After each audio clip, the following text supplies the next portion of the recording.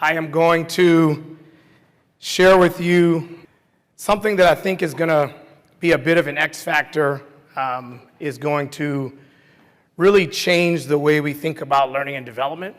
It's cheap. We all have it. It's connected to Zoe's gator brain. And I first observed it as a small kid growing up in Philadelphia. As I grew older and played sports, this power I started to notice in teams. I then grew older and had jobs in HR and learning and development. We would know it, or I'll share this. I saw it in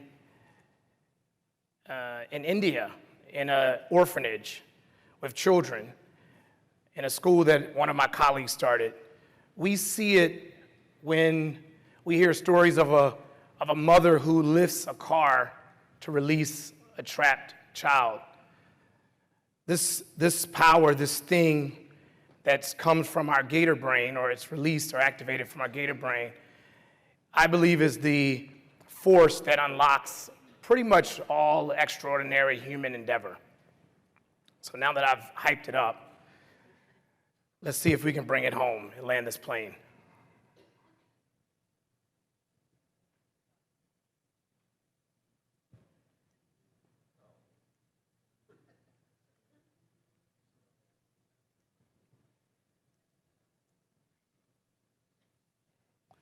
What do all of these companies have in common? This is a participatory conversation. Say it again. Out of business. Tell me more. Why? They didn't see the future. Tell me more. Can't hear you. Too slow to change. They saw it, but they didn't act on it. Let's talk about that. They failed to adapt faster than the competition. We are in one of the most volatile, intense, unpredictable economies in modern history. This is fact. It's nothing to do, it's nothing related to I wish. It's nothing we can stop. It's as absolute as a force of gravity. 12% of Fortune 500 companies from 1955 has survived. We all know these brands. That also means that 88% of Fortune 500s from 1955 did not survive or were replaced. How many people know any of these brands? Don't be ashamed. New Fortune 500 companies added since 1955, and I work for one of them. I've worked for a couple of these. 75% of Fortune 500s today will be replaced by 2027. The average tenure based on the current rate is 18 years. In 1955, it was over 50. Companies don't fail. Leaders fail. The question is not, we're not going to spend a lot of time debating the facts, but we're going to try to get underneath why. This is another activity in the group. I'm going to need 6 volunteers, and I want everyone to do the activity with themselves. I want you to ask yourself, you can pick one person. If you have to pick between mom and dad, you get to do 2. But pick the one person who invested in your growth and success. You can close your eyes, you can think about it, but hold that person in your head for this activity. And then I'm going to call on some people in the front row. You first, second, third, fourth, fifth, and sixth. Who's first? Did they teach you? Person or persons, did they teach you? Do you teach your children? Okay. Who's second? Did they support you? Do you support your children? We can't hear you. Absolutely. All right. Who's third? Did they challenge you? And do you challenge your children? Yes. Yes. How did it feel to be taught by this person? Just one word, feel. Difficult. What was the impact? A lot. High impact. You said support. How did it feel? Phenomenal. What was the impact? Still with you today. Sorry, bring it now. Did they challenge you? Yes. Yes. Do you do it for your children? Yes. How did it feel? A little uncomfortable. A little uncomfortable. What was the impact? Gave me grit. Gave you grit. Thank you. Who's for? I'll just pick. Did they role model for you? Do you do it for your children? You like to think you do. How did it feel? What's the impact?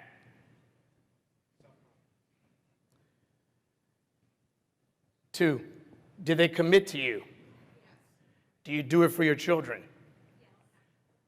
How did it feel? Safe. What was the impact? Life-changing. Grow you and help you be successful. How did it feel? Do you do it for your children? What's the impact? High impact. All right. Organizations like families, and these people, we don't know who these people are, but they're likely someone in the family or extended family, are like our human systems. Why do we fail to adapt faster than the competition? We forget a fundamental truth that drives human growth and performance.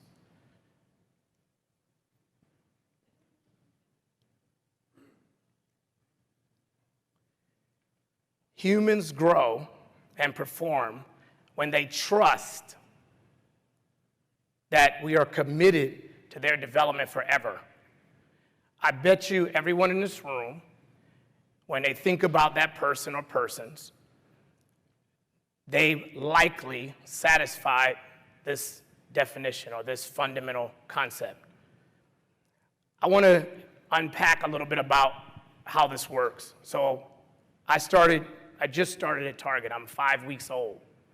I was interviewing at several other Fortune 500, Fortune 100 companies. And I chose Target. All the places I interviewed are successful. All the places have what they think is the next best strategy. All of them offer some competitive package.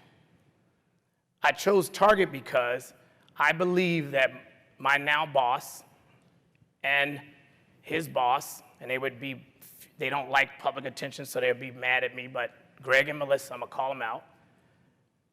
They convinced me in the process that they not only understood this, but I was able to be explicit and probe it during the interview.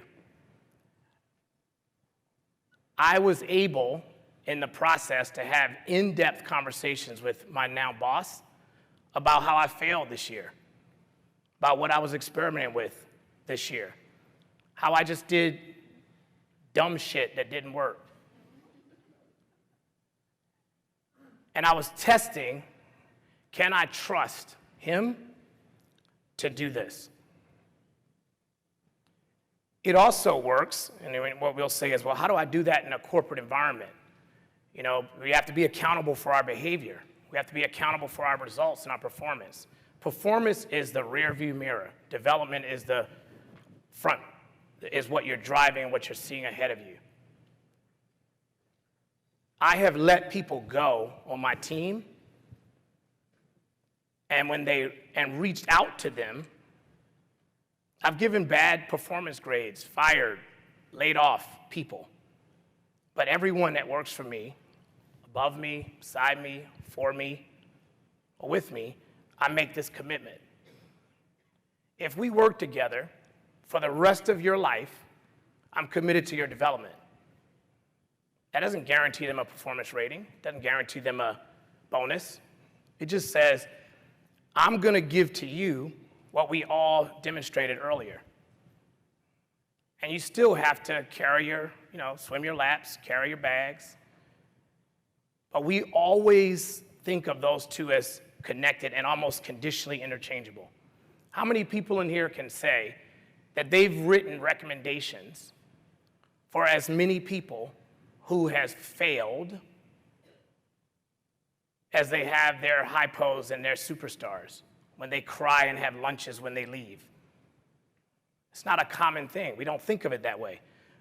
But that's the way we're going to be able to adapt and grow and accelerate performance in the modern economy. Now, trust builds when leaders understand and meet the evolving needs of their employees. I call these make or break needs. Make or break because these needs determine my decision to go to Target, will determine my decision to stay at Target, will determine my decision to leave Target, and all of our talent is operating and thinking in a very similar way.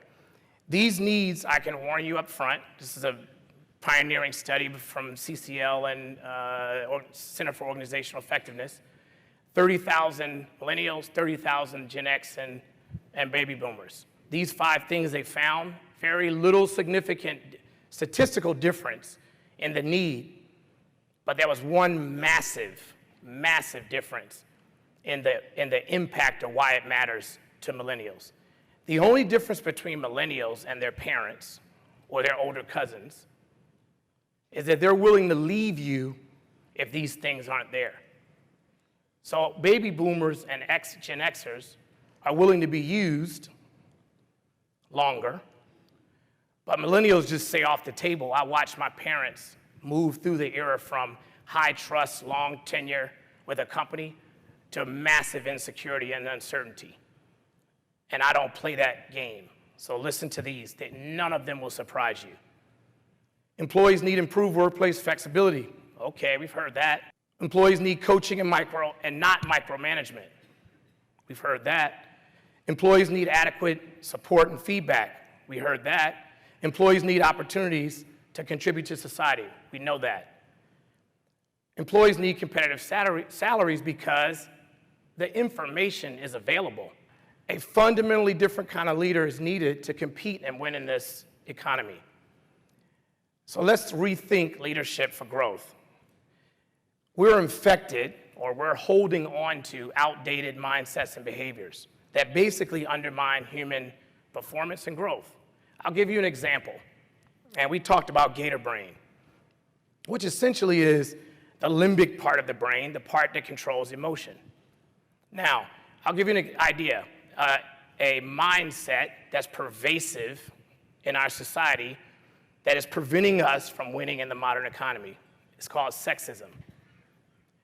The woman, literally, and I'm using, there's range here, so I'm using some generalization here, but women have been tested to be able to operate and move between rational and emotional thinking and processing and decision-making with less sort of disruption than men. So if you have the ability to unlock something that could lift a car to release a child, or could heal and focus an orphan who saw their parents killed in India, and is at the center of almost all extraordinary human endeavor, why the hell would you allow a mindset that says that the human that does this thing naturally is less than? So that's just an example of being very, very specific for science people who will want to know why something like sexism, regardless of your feelings, if you want to win in this economy, it's just a bad idea because you are not able to use both limbic brain and the more rational brains at the same time. So men, I'm a man in here, when we're taught to resist and hide, and by the time we're adults, we have to actually pretend we don't even have emotions, we're actually preventing ourselves from surviving in this future economy. So that's just a practical example. Now, what are the actual things that will get us, help us unlock this potential? The first part of it is you really, really have to focus on personal alignment and health. And if you think about riding on an airplane, they say, in a case of emergency, please assist yourself in placing the mask on your face before you assist others. This principle is very important. You cannot be this for someone else until you've basically decided for yourself that I'm worth being committed to. I'm worth that commitment for my own development forever.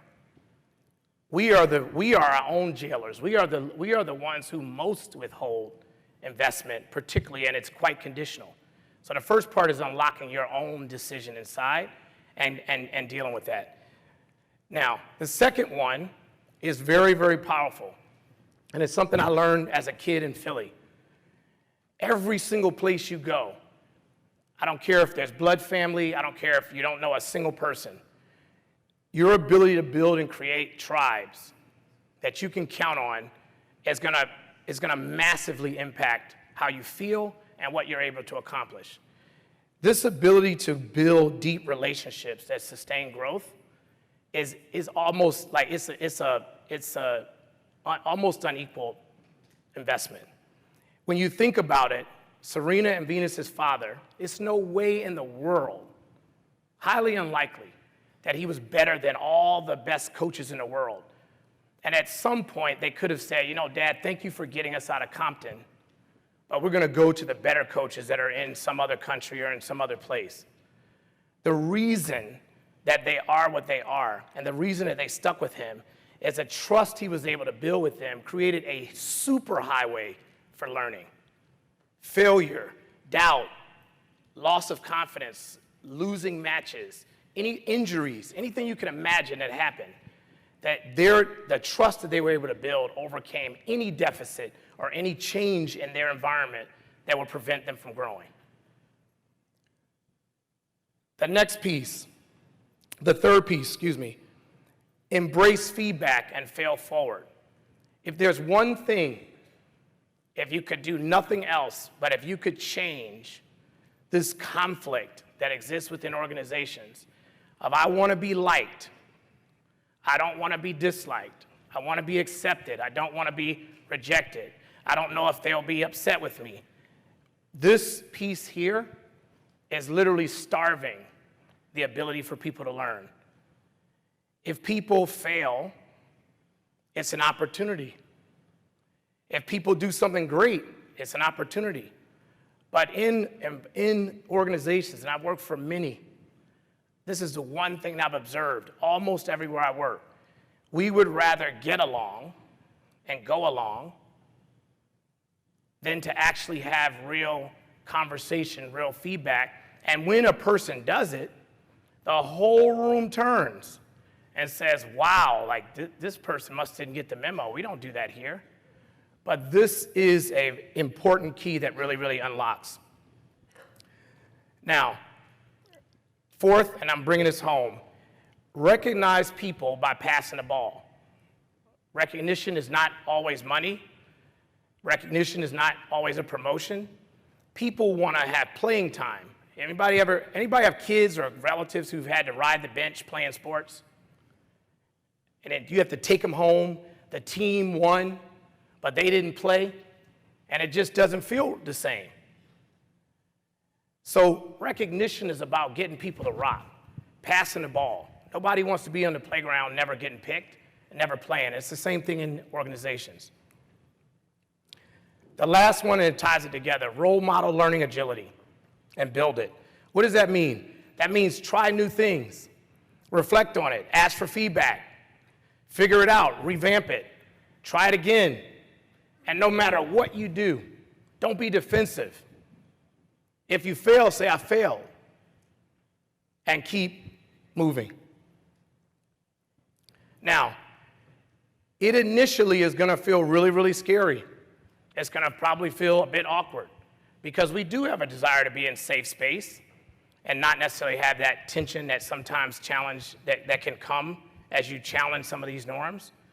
But I can tell you, if organizations are going to win in a changing environment where the ground beneath them literally can move at any moment, they're going to have to figure out how do they unlock the potential of basically everyone in this room. We talked about it earlier. Someone's developed us and we do it for our children. We talked about how it feels, and we talked about its impact. We said it feels great, sometimes it feels tough, sometimes we had different emotions, but every single time the impact was, it was phenomenal, it broke through. I'm still living with it forever. So if you really, really want to position your organizations to succeed, to thrive, and to basically dominate their industries, as the world is changing, we're gonna have to figure out new ways to commit to the people that work for us and their development forever. Thank you.